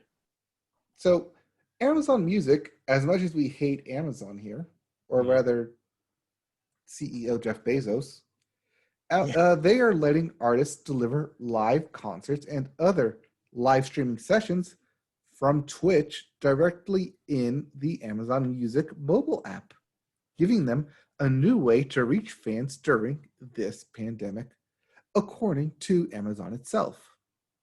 More than 1,000 artists have already connected their Amazon Music accounts to Twitch. There aren't direct monetization features through the Twitch live streams available on Amazon Music app for iOS and Android, but eligible artists can set up subscriptions on Amazon-owned Twitch to earn money, as well as sell merchandise and participate in ad revenue sharing. According to Amazon, the integration of Twitch with Amazon Music Mobile will let artists reach stadium-size audiences at a time when in-person events are limited because of the coronavirus crisis. The company says Amazon Music has more than 55 million customers worldwide. So this is interesting. I included the story because, yes, even though it's just as simple as a corporation realized that they could funnel people from one of their things into their other things, Right.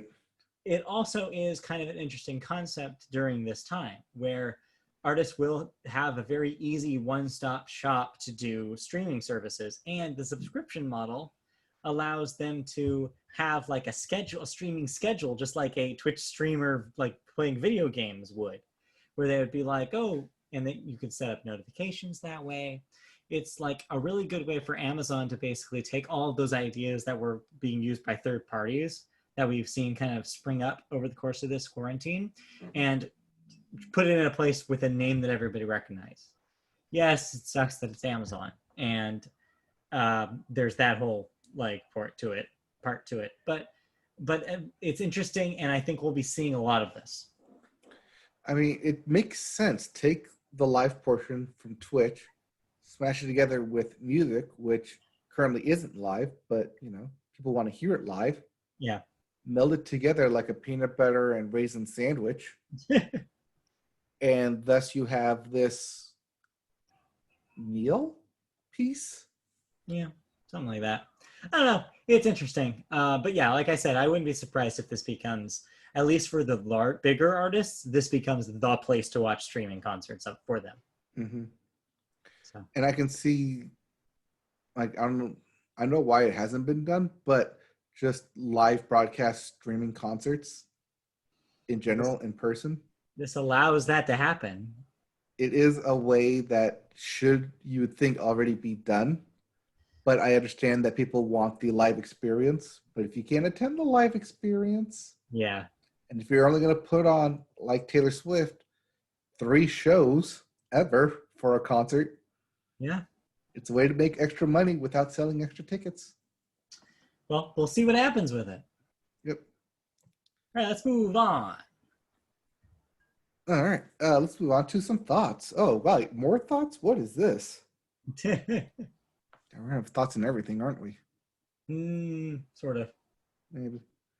All right, so let's start off our thoughts with Future Nostalgia Club Remix Dua Lipa's thing. Yeah, you've been talking about this for a couple weeks, how you're looking forward to this remix version of the Dua Lipa record, which we both liked from earlier in the year. How is this? How did this pan out? Stay with the original record. Stay with it. Immediately just like, no.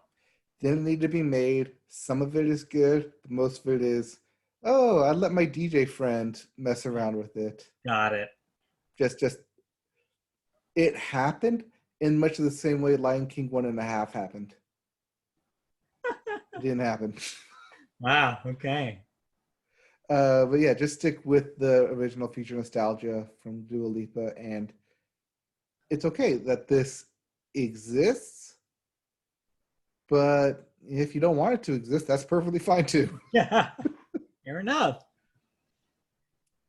But also listen to something else. Yeah, I'm alluding to it that it exists, but probably shouldn't exist, but also does.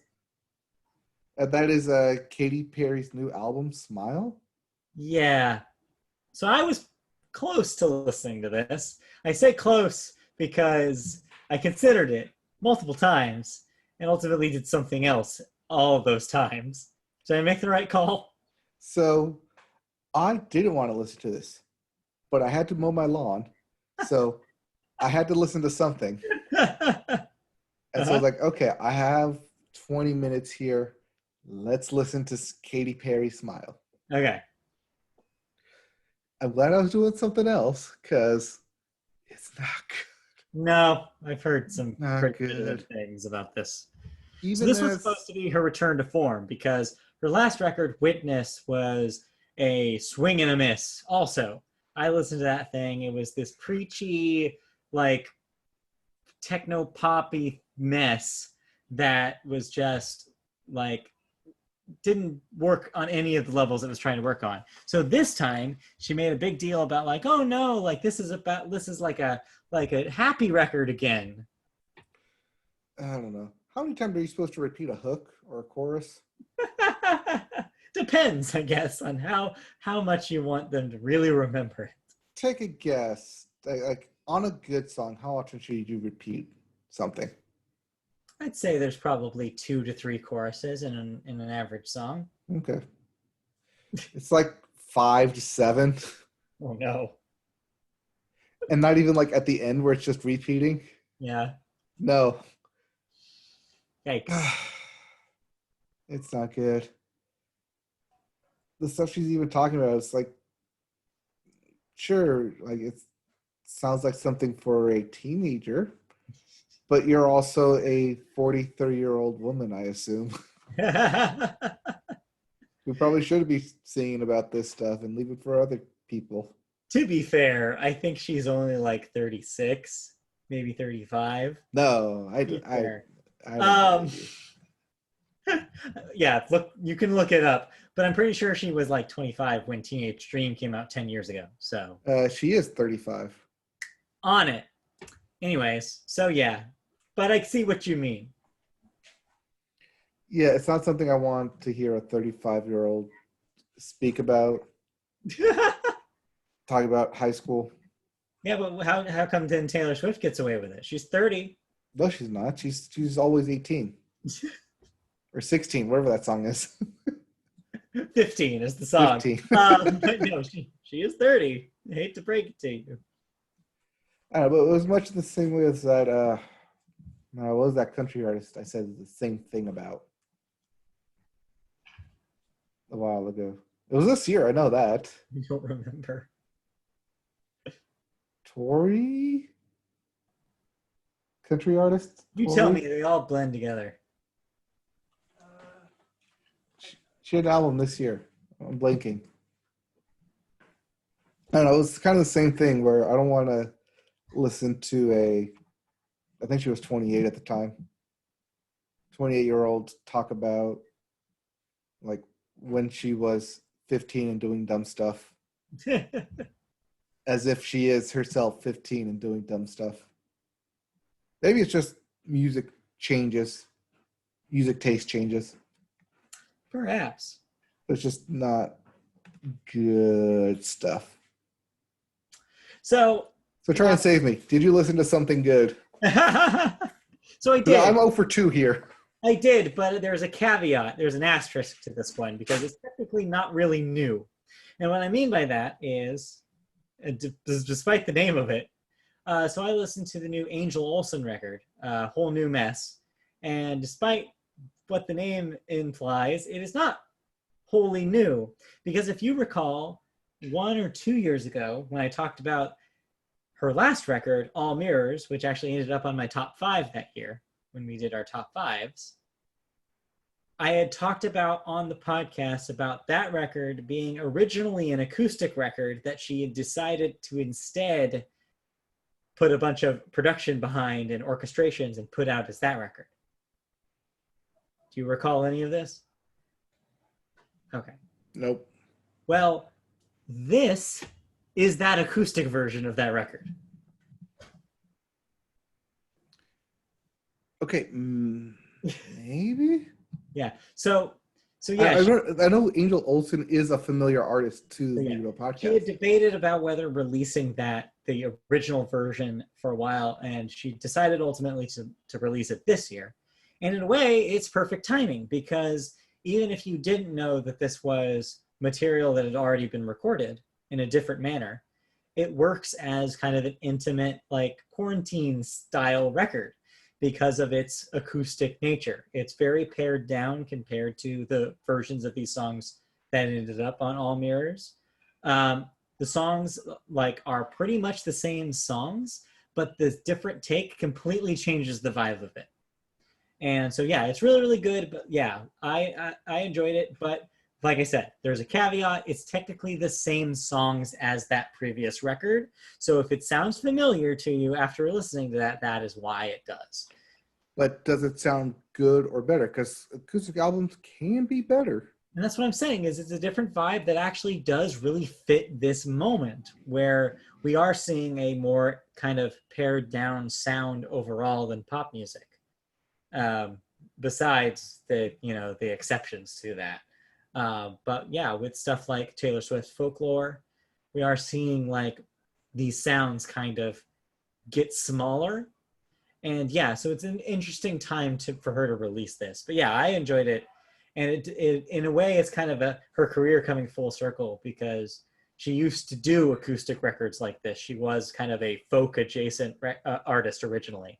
And so it's kind of cool to see her songwriting kind of still fit into that mold. That's nice. I think ultimately I probably prefer the versions on All Mirrors, but that's just my personal taste, I think, saying that. But yeah, if you're a fan of her work, this is another good record of hers, even though it's not completely new material. Okay. Kelsey Ballerini, by the way, named that artist. Right. That is her album Kelsey out, which is earlier this year. But yeah, that's all I've got. All right. Then we can move on over to video games. Video games. We start with new releases, including WRC 9 for the PlayStation, Xbox, and PC. Spellbreak for the PlayStation, Xbox, Switch, and PC. Tony Hawk's Pro Skater 1 and 2 for the PlayStation, Xbox, and PC. Yep, big remake. That came up fast. It did. Yeah, they announced that thing and released it within 3 months. Yep. Star Renegades for the PC. RPG Maker MV for the PlayStation and Switch. Yep. Kingdoms of Amalur Re-Reckoning for the PlayStation, Xbox, and PC. That is a remaster of a 360 PS3 era RPG, Kingdoms of Amalur Reckoning. All right. And we also have NBA 2K21 for the PlayStation, Switch, Xbox, and PC. Yep. Basketball game is out this week. Yep. One release you don't have on here. Yes. But I guess we'll talk about it later. Will we? Isn't Marvel's Avengers supposed to release this week? That's not this week. That's next week. That's next week. Okay. Yeah.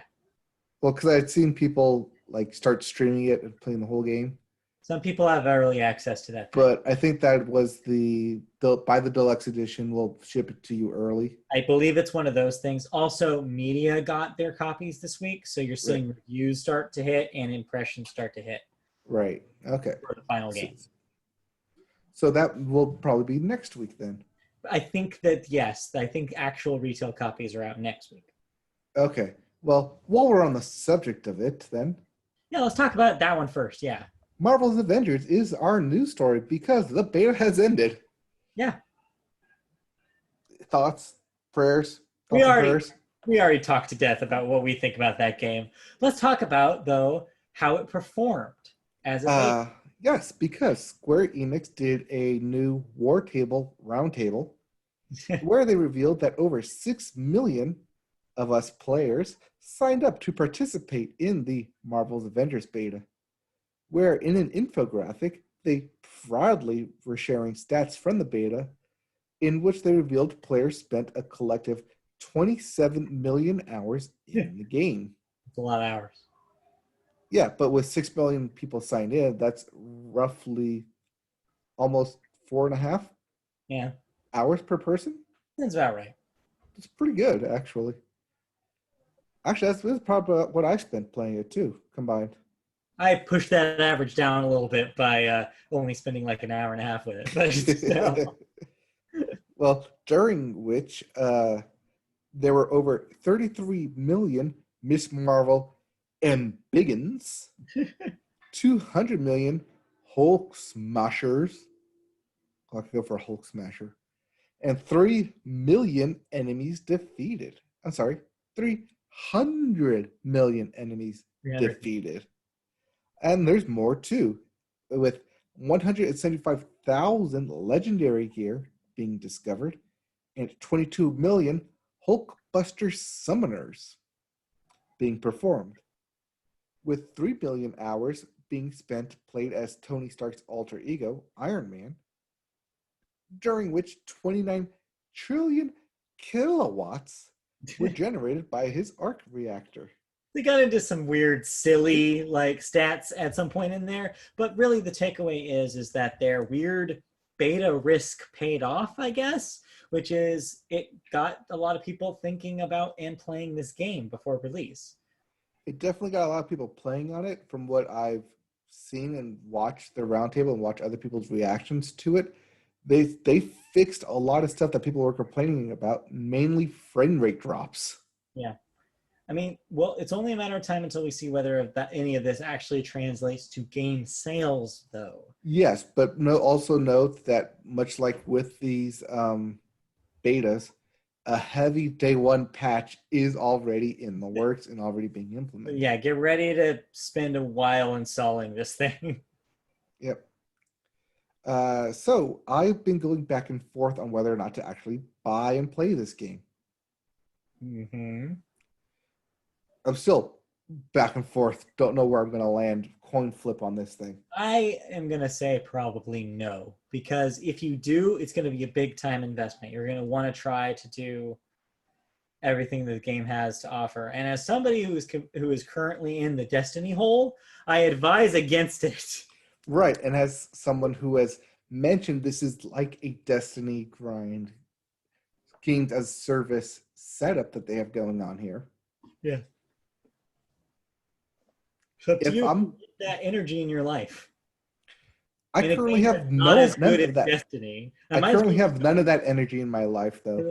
I was gonna say though, but like honestly, if it was me, I would tell you play Destiny instead because it's an actually good game that does these things. Well, see, that's the thing. That Destiny 2 has had 2 years now, 3 years, 3 years, more or less. right, to help perfect what it has going on for it. Yes. Whereas Marvel's Avengers is just starting out. And as I've known from playing mobile games, where if you get on it real early and you invest the time in it, it can be a fun experience if you take that time and invest it and you start early. Well, think about it. And then when it comes out, I trust you to make the right call. Well, like I said, I won't buy it till literally day of or hours before. So come back to me next week and we'll talk about it. Yeah, next week. Also, next week will be the beginning of football, so my time will probably be taken up with that. Yeah. But I know it's not in the notes here. I mean, it was in the notes last week, but Kingdom Hearts Melody of Memory got its release date of November 11th. So I need something to bide by time for that, I guess, up until then, which Avengers is 2 months worth of gameplay I can get into, and I know Doctor will let me play it. Well, we'll see. She'll have fun watching me play as Thor. But yeah, we did bring up Kingdom Hearts last week because we talked about it in the Switch news. So. Yes. Yeah. But anyways, that was not the biggest video game story of the week. No, funny enough, the biggest video game story did involve a console. No, it didn't actually. As both consoles, both Sony and Microsoft announced their consoles and getting close to where PC gaming is, NVIDIA decided to say, nah, bro, check this shit out. This happens every single time, though. Oh, I know. It's always hilarious. Generation, there's also a graphics card generation. It is Clyde Edwards hilarious that this always happens. Yep. All right. All right. Specs breakdown. I think I'm going to throw a bunch of numbers at you here. So yeah, this is going to be another bunch of numbers about graphics cards. That's okay. I can make it sound exciting because NVIDIA, I'm not going to say it like that. NVIDIA announced the latest new range of graphics cards that will be available for our gaming rigs this year ours, meaning yours, Well, I just bought this thing. and I it's don't. already outdated. Let me preface this. Let me preface this with saying I'm pretty confident that I don't need to upgrade anytime soon. This thing runs the games pretty well, and it'll take a pretty crazy game to outdo a current 2080. So I am not at any way letting this convince me to buy any of these new cards. Okay, continue. Well, NVIDIA announced its RTX 30 series, which they will be launching this September and October. The lead card revealed was the RTX 3080, which will offer speeds and powers that are 2 times that of the 2080 card of this current generation. My card. That's currently what you have, right? Yeah, I have a 2080 straight up. Yep. So this will double that, essentially, with 19 gigabits per second speed from 10 gigabits of the brand new GDDR6X memory.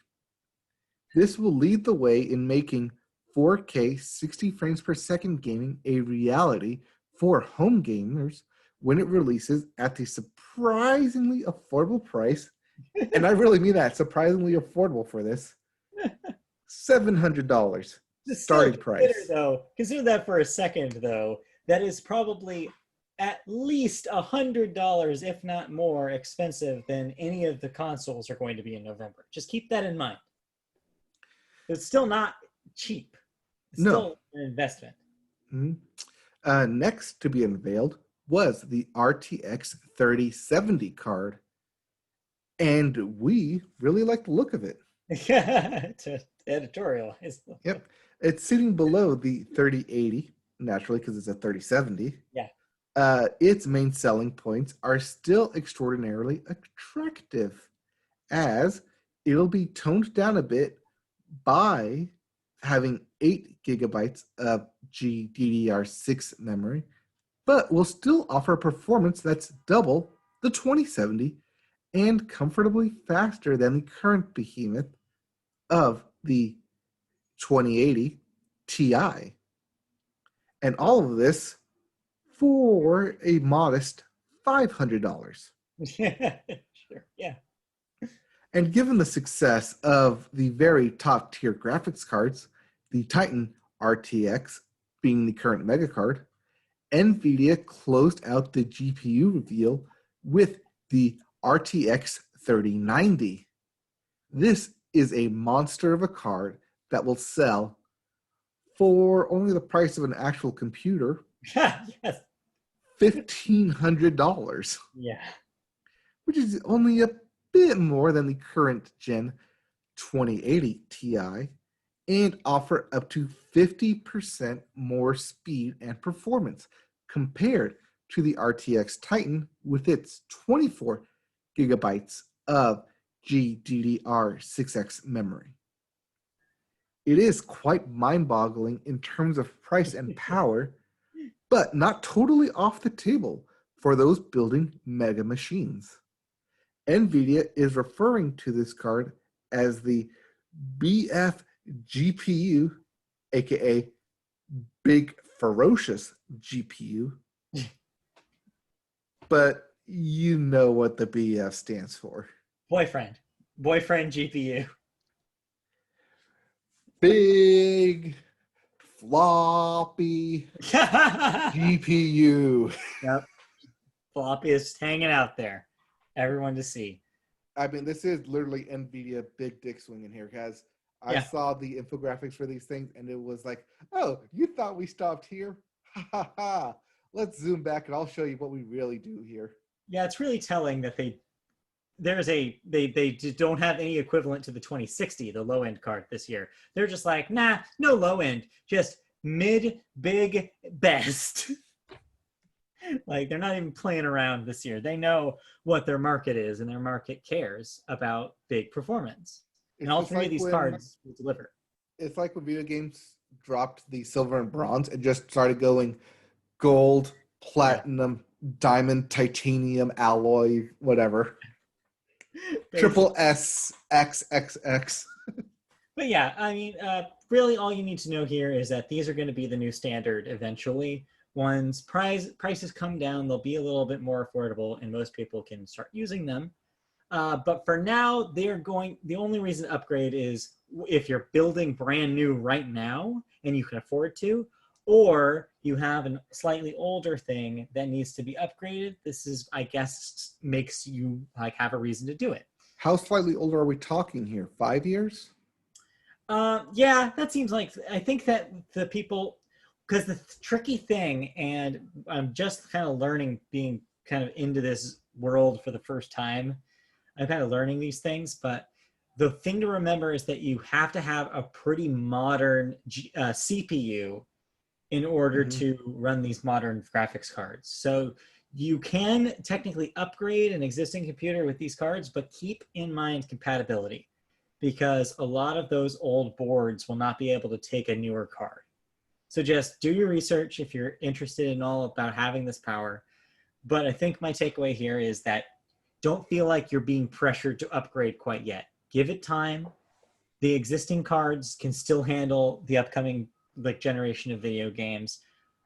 The question, though, that it will be is eventually if developers take advantage of some of the tech that's only in the new consoles, such as running the zero load times running off the SSDs, such as maybe some more specific ray tracing ability. That is one thing I saw in this NVIDIA where they said ray tracing was possible along with all the other stuff. On all the cards. So ray tracing technically was possible in the 20 series as well, but specifically the 2080. Right. So it's going to be a bigger focus on these cards. But yeah, so there's like only if the developers really keep in mind like, oh, we want to make this experience on PC just as good as on the consoles, then maybe you'll see a need for something little that performs a little better than a 2080. But honestly, my takeaway here is that don't freak out yet. Give it a couple years, see how this shakes out, see prices go down potentially, and then maybe think about upgrading down the line. That's kind of where I'm at. I'm going to kind of take stock when we're a few years into this upcoming generation and see if it makes any sense for me to bother. Right, and I usually wait a year to purchase a console anyways. Anyway, so yeah. But it's neat. The future of video games. It's happening. Yep. Did you play anything? Yeah, I played something real brief right after the podcast last week because I mentioned kind of the tail end of that show that I may or may not have had access to a Madden demo. Well, turns out I did. It was something that I was only able to play for a couple hours. But about an hour, yeah. That's all you really need out of a Madden game anyways, let's be honest, to know what's new. And what right, because what I thought was going to be one of our big stories was all the Madden hate. No. Go ahead. You actually played Madden. But I played it. So it has issues. As everybody on the internet has pointed out, just like last year's game, it is riddled full of bugs. I saw a handful of players run right through each other. I saw a dude's hair get stuck in his face on the sidelines and kind of do a twisty thingy. It has issues. It seems like they're still trying to wrangle the Frostbite engine, and it doesn't quite work for the Madden games. Hasn't since they switched to it. It's just weird because that's EA's proprietary engine they're running. It's going to be interesting to see how the next-gen versions of this game run, because this is the next-gen Madden. We will be getting next-gen versions of 21. Mm-hmm. So it'll be interesting to see how they take it. But playing it on a PC, I kind of got a little bit of a preview of that. It did look really nice. The frame rate, not great, even running on a computer that should not have frame rate issues. And I did some reading, and that is not my computer, that is the game. It just seems like there's some optimization that need to happen. So that's the bad news. I got the bad news out of the way. The good news is that it's a very appealing looking Madden, this game. The design around, like, from everything from the cover to the actual, like, interstitials, this game's got some style. that has been missing from, I think, Madden games in the past. It's very bright, it's very colorful, it's very like stylish. And yeah, so the stuff that happens in between plays it's just really attractive looking, and it made the actual practice of playing the game a little less mundane, which was nice. I played a couple games. I played 1.5 games. I played a preseason game, again preseason because this is an alternate universe in which we had preseason games. Yes. Where the Rams blew out the St. Louis not the Arizona Cardinals. No, not even close. The San Francisco 49ers. New Orleans Saints. I was thinking Saints. But you said Cardinals and St. Louis. Because my mouth just kept going. The Saints. I beat them 49-0. Yes. Were there any yellow flags thrown? No penalties because I was playing on the arcade, not the simulation. So I never got called for jack. Probably why I won. Just like the Rams. Just like the Rams at home. Oh yeah, I got to play at home in SoFi. In the new SoFi Stadium? Digital version of the SoFi Stadium that no one's actually played in. The digital you has played there. Yeah, it's kind of cool to be the first people to play in SoFi. So yeah, it's still Madden. It still plays like Madden. It plays exactly as you expected. It's still got some of that context-sensitive stuff that was really cool from last year, where it'll tell you, like, little buttons will show up above your player when you can do certain moves that you may or may not have known. So it'll tell you, like, you can stiff arm by pressing A. You can juke here. You can do a spin move by pressing B. So it's context-sensitive to what the play is happening on the field to tell you what you can do. So that way you're not all the time, which is something that used to happen in old Madden games, going to the pause menu and looking at controls to see, how do I spin again? How do I do an interception? It's context sensitive now, so you don't have to necessarily pause the action to do any of that. It still has a lot of that experience points that they've been doing from the last couple of games, where you're earning experience for each of your players, even in exhibition matches. So that way you can, if you continue with the team, you can get better and better with those players, stat-wise. There's 2 new modes this year. There's The Yard, which is like their kind of version of like arcadey street football. Right. I did not play that, but it seems potentially interesting to have like as a change of pace. Yeah, I think that's their, like they said, NFL street mode, where it's 60 yards, you get 1 first down, and you got to score.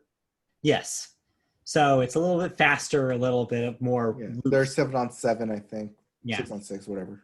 And then the other new thing is that the Face the Franchise mode has a new story this year, but it's pretty similar to last year's. It's not as elaborate as the year where they debuted it. Unfortunately, they're still trying to shoot for that big cinematic thing that they tried the first time and never tried again. This time it's a little bit more pared down. But you still do start from high school and move up through your career. But you don't throw footballs at targets in a garage with Dan Marino, as far as I know, which is sad. But you can't be someone awesome. Yeah, you can. Well, you can still be someone awesome. So I look forward to the adventures of someone awesome if you choose to purchase this. But yeah, it's Madden. I didn't need to play more than that demo to get a taste of what it is this year. I think that my take is the same thing I say every time a Madden or a sports game like this comes out, which is, if it's been like 3 or 4 years since the last time you played one, you're probably due. But if it hasn't, you probably don't need to bother. All right. So typical, it's a sports game. Yeah. It has. We have ours from last year, so I don't think we're going to upgrade. It has issues, but so did last year's game. So Right. if you were able to look through last year's game, maybe this year's game won't phase you, but there's no real big need to pick this one up yet. Yeah, mine will probably be next year when I get the console. Yeah. Madden will come with it because football season. Because football. Yep. Yep. But yeah, do not expect someone awesome to be trying to sling a football this year. No. Instead, someone awesome has taken his talents elsewhere. Onto the golf pitch. Yeah. So Onto the greens. More PGA Tour 2021. Yes, I have started PGA career mode 2K21, and I took one of their initial offerings. I have it set to easy, but I may need to bump that up because after I didn't even complete a full season. I completed 5 rounds. I got first in 3 of them, and it said, "Hey, you're doing pretty good. Let's bump you up to the PGA Tour." Yeah. So now I get to face off against some rivals. I am streaming on Twitch because I'm running it through the Xbox, but then I'm trying to upload them to YouTube when I'm done. So you will see those uploads as they happen. Cool. But yeah, someone awesome is currently being awesome on the PGA Tour. Yeah. You love to see it. You love to see a person move up in the world. Yes, I may have to up the difficulty though because it's weird. When I play with other people, I kind of suck. But when I play by myself, I do pretty good. Yeah. I did play some online mode this time around. Yeah. With my guy, and I kind of like it. Cool. It does move pretty slow though. It's golf. Because you're waiting for other people to go ahead. Come on, hurry up, take your shot.